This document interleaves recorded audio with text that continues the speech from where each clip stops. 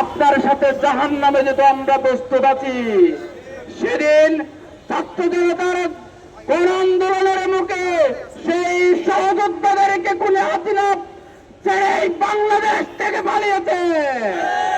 আমরা বলতে চাই, আজকে জুলাই বিপ্লবের যে অর্জন আমরা দেখেছি, অর্জনকে কিছু ব্যক্তি এবং দলীয় অর্জনে রূপান্তরিত করতে যাচ্ছে।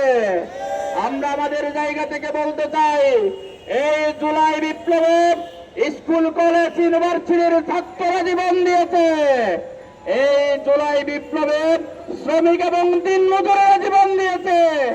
এই জুলাই বিপ্লবে প্রত্যেকটা রাজনৈতিক দলের নেতা কর্মীরা জীবন দিয়েছে।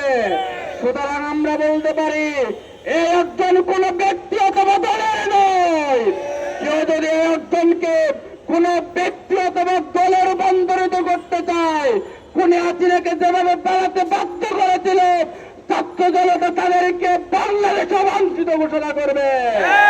আমরা দেখতে পাচ্ছি আজকে কিছু লোক, কিছু দলের নেতা তাদের বাসায় তাদের কথা বলার মধ্য দিয়ে ফেসিবাদের আমরা সুর লক্ষ্য করছি।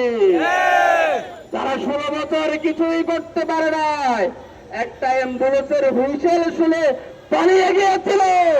এখন তারাই বলে, যদি ছাত্র জনতার বিপ্লব না হতো 1 মাসের মধ্যে কোনে হাসিনার পতন হয়ে যেত।